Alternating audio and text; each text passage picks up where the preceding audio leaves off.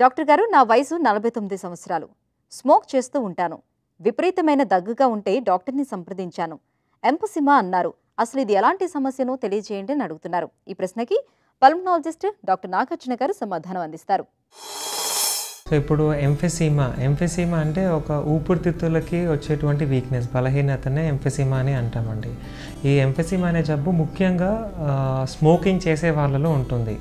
Current smokers అంటే smoking ఇంకా చేస్తూ ఉన్న వాళ్ళలో, అట్లాగనే రిఫార్మ్ స్మోకర్స్ అంటే ఇంతకుముందు చాలా సంవత్సరాలు స్మోక్ చేసి ఆపి ఉన్నా కూడాను అటువంటి వాళ్ళలో మనం మెయిన్గా ఎంఫెసీమాని చూస్తూ ఉంటాము. ఎంఫెసీమా అంటే ఏంటి అంటే నార్మల్గా మన ఊపిరితిత్తులలో ఈ ఆల్వియోలై అన్నది ఉంటుందన్నమాట. ఒక్కొక్క ఊపిరితిత్తులలో కొన్ని మిలియన్స్ ఆఫ్ ఆల్వియోలై అనేవి ఉంటాయి. ఆల్వియోలై అంటే ఒక ఎయిర్ సాక్, గాలి బుడగలు అని చెప్పొచ్చు అనమాట.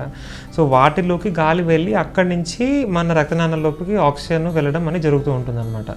సో ఈ ఎంఫెసీమాలో ఏంటి అంటే ఈ ఆల్వియోలై యొక్క వాల్స్ ఏవైతే ఉంటుందో అవన్నీ కూడాను దెబ్బతిని ఇరిగిపోతాయి అనమాట. సో బేసికలీ ఏంటంటే లంగ్స్లో ఒక రకంగా చెప్పాలంటే పెద్ద పెద్ద హోల్స్ ఏర్పడినట్టు.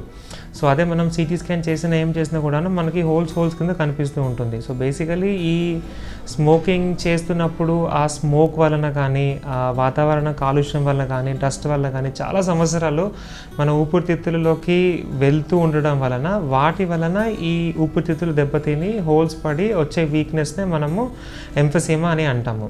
సో ఈ ఎంఫెసీమా ఉన్న వాళ్ళకి ముఖ్య లక్షణము ఆయాసం అంటే దమ్ము రావడం అనమాట. సో మొదటి స్టేజెస్లో ఏంటి అంటే మనం ఎక్కువ పని చేసినప్పుడు కానీ, మెట్లు ఎక్కుతున్నప్పుడు కానీ ఆయాసం అనేది మనం గమనిస్తూ ఉంటాము.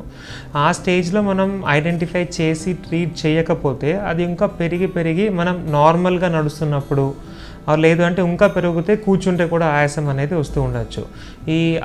ఈ దమ్ము ఆయాసంతో పాటు కొంతమందికి దగ్గు, ఆ దగ్గులో తెమ్మడ అనేది పడడం కూడా రావచ్చు. బట్ ఎంఫెసీమా ఒక ముఖ్య లక్షణము ఆయాసం రావడము. ఈ ఎంఫెసీమా రావడానికి మీరు చెప్పినట్టు స్మోకింగ్ 100 మందిలో చూస్తే 80 మందిలో ఈ స్మోకింగ్ వలన ఎంఫెసీమా ఉంటుంది. అంటే ఈ స్మోకింగ్ కాకుండా కూడా కొన్ని కారణాలు ఉంటాయి ఎంఫెసీమా రావడానికి.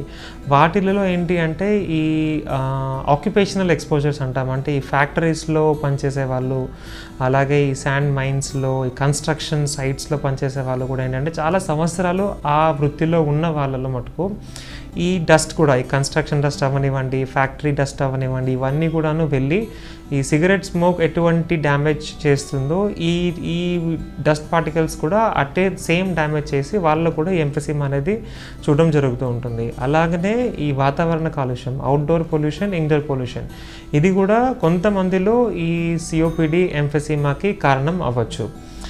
ఇంతే కాకుండాను సెకండ్ హ్యాండ్ స్మోకింగ్, ఇప్పుడు మనం స్మోకింగ్ చేయకపోయినా కూడాను మన ఇంటిలో కానీ మన పని చేసే దగ్గర కానీ కంటిన్యూస్గా ఎవరైనా స్మోకింగ్ చేస్తున్నారంటే సో వాళ్ళు వదిలే స్మోక్ని మనం పీల్చుకోవడం వల్ల క్రమక్రమంగా మన ఊపిరితిత్తులలో స్మోక్ అనేది వెళ్ళి అలా కూడా ఎంఫెసీమా అనేది రావడం జరుగుతూ ఉంటుంది. అంటే సో ఇప్పుడు ఎంఫెసీమా వచ్చిన తర్వాత మనం ఏం చేయొచ్చు అన్నది ఫస్ట్ అండ్ ఫార్మోస్ట్ ఏంటంటే దేని వల్ల వచ్చిందో అది ఐడెంటిఫై చేసి దాన్ని స్టాప్ చేయాలి. సపోజ్ మీ కేసులో అయితే మటుకు స్మోకింగ్ వల్ల వచ్చినట్టు మనకు తెలుస్తున్నది. So first precaution, first treatment ఏంటి అంటే మీరు ఇమ్మీడియట్గా స్మోకింగ్ మొత్తం ఆపేయాలి.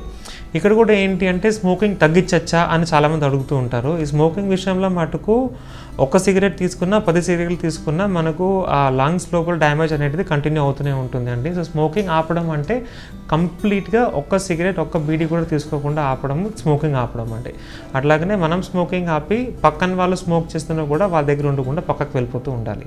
సో ఫస్ట్ ఏంటి అంటే ప్రివెన్షన్, అంటే ఆల్రెడీ వచ్చిన దాన్ని పెరగకుండా ఆపుకోవడము.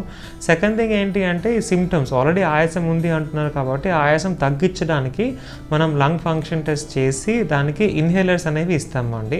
ఆ ఇన్హేలర్స్ మటుకు రెగ్యులర్గా వాడుతూ ఉండాలి. సో ఇది ఈ ఎంఫెసీమా పెరగకుండా ఉండడానికి మనం తీసుకోవాల్సిన జాగ్రత్తలు.